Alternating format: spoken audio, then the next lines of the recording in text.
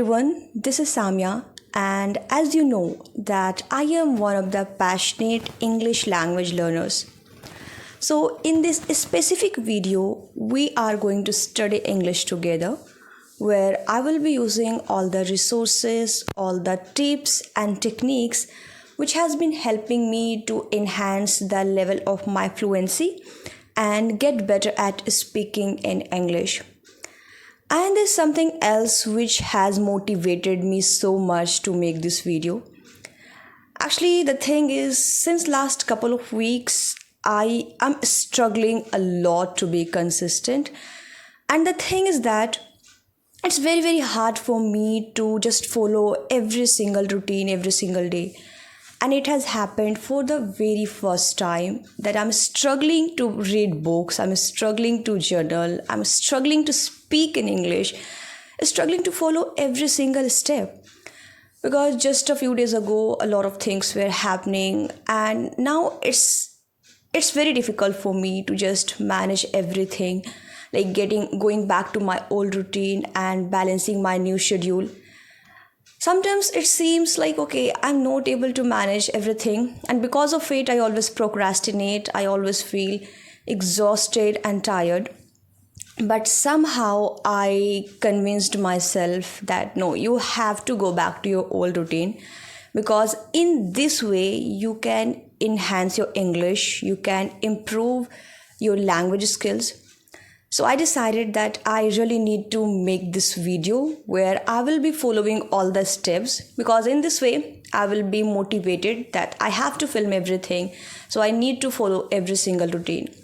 And I think once I do it, everything will go in my favor, because I will get that track that okay, this is how I'm supposed to do everything. So I decided that okay, when I will be waking up in the morning, the first thing I will be doing is to film the video, follow every single steps no matter how busy I am. So here I am filming this video and recording everything that how I study English. So I decided to start off my day by reading something in English, because in the morning you can easily read because your mind is refreshed, you will be relaxed and you can read easily without getting distracted. But even though reading is my favorite work, I just love reading something in English, especially books.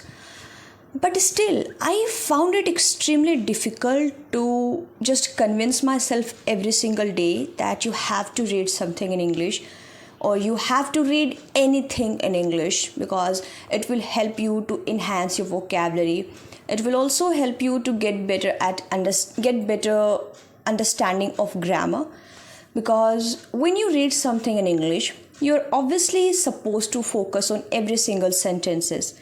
And once you do that, you naturally get better at grammar.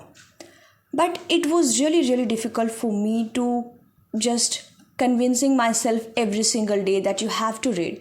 Because I was constantly procrastinating that I will be reading in the evening or I will be reading in the morning. And that morning or evening never came. I was constantly getting into the loop of being undisciplined and procrastination. So I decided that probably there's something wrong with the book. So I decided to change the book, and it has happened to me several times.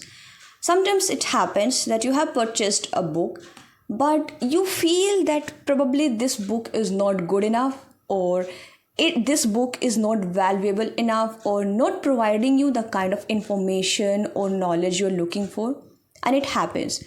So I just decided to pick something else. I decided to find another book, and that is Hyper Focus. I have not even started reading this book. So today I decided that okay, I am about to start a new routine. I'm about to start my new journey. So I should be finding a book which can motivate me to just pick this book every single time. So without further delay, let's quickly get into this book.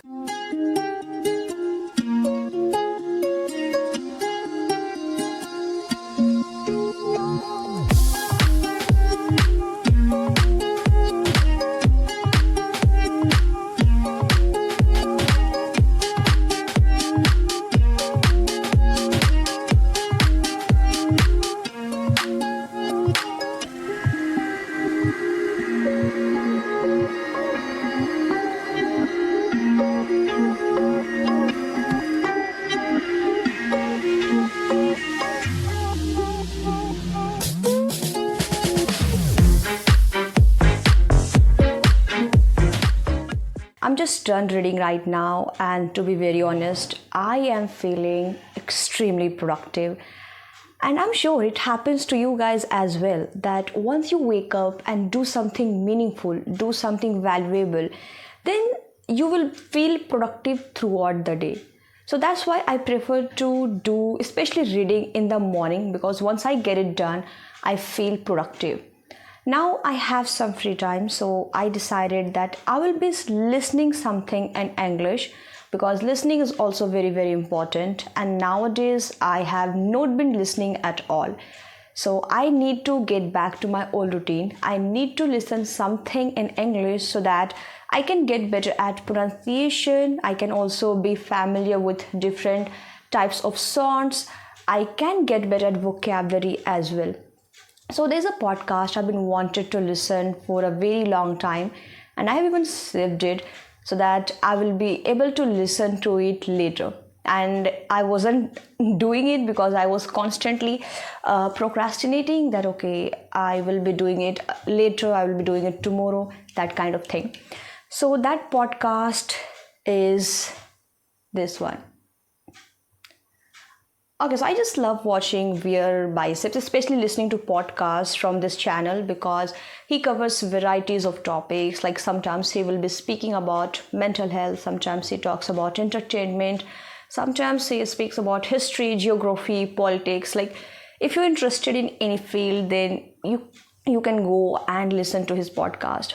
I personally like it because it provides varieties of information, and I'm that kind of person who wants to know about different fields, different profession.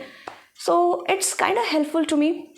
And this specific podcast I've been wanted to listen for so long, because it talks about mental health and all, and I really want to know more on this topic since I have very limited knowledge on this topic.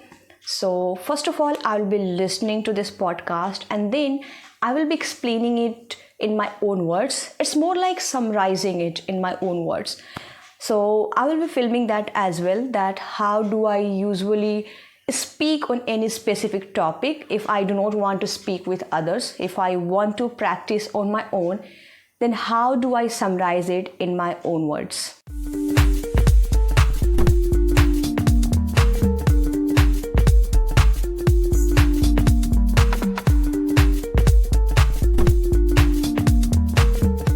I was listening to the podcast of Dr. Samir Parikh. He was invited as the chief guest in the YouTube channel Wear Biceps, where both of them spoke about mental illness, depression, anxiety, stress, and so many things.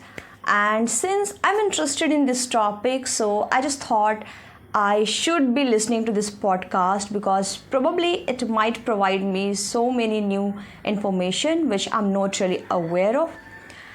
And I thought, okay, whatever I have listened, even though I have not really completed the entire podcast, I've just listened to 20 to 23 minutes of podcast. I guess it was 23 minutes podcast. I only listened to 23 minutes. And then I thought, okay, let me summarize it in my own words so that you guys can get the idea that how to actually summarize in your own words. Because many people actually misunderstand this. Many people think that when somebody is speaking about summarizing in your own words, then it means if the video lasts for 18 minutes or let's say for 20 minutes, then you are supposed to summarize it at least for 20 minutes. But no, that's not the case. You can summarize it you can summarize the video in just 5 minutes. You can summarize it for 10 minutes. You can summarize it even for more than 20 minutes. So it's completely up to you how much knowledge you have and what you really understood from the video or from the podcast you listened. So I thought, like, whatever I really understood from the podcast, I will be trying to put it in my own words. I will try to keep it as concise and as simple as possible. So let's begin. So many people think that a psychologist and a psychiatrist is same, but both of them are different. Their responsibilities and their duties are completely different from each other. So a psychologist is someone who can heal you just by talking to you, just by helping you being aware of the fact and what's happening to you. He or she can help you to figure out your symptoms or then try to talk to you and solve all of your problems. Whereas a psychiatrist is someone who can cure your problem with the help of medication. So there's a difference between both. So first of all, so you can understand that the first stage is psychologist and the next step is psychiatrist. So once that psychologist finds out that this problem cannot be solved by talking, or this problem cannot be healed by just figuring things out and digging what is happening to you, then that psychologist can refer to you to the psychiatrist, and that psychiatrist can help you to understand what you are diagnosed with, and he or she can provide you medication. So that's how it works. I mean, this is what I really understood from the video. Another thing I understood from the video, and that is there are two kinds of people exist. One who always self-diagnose himself or herself, and there's another kind of people who do not want to accept that he or she is struggling with depression or like mental illness, or he or she is having some sort of mental problem. They do not want to understand this.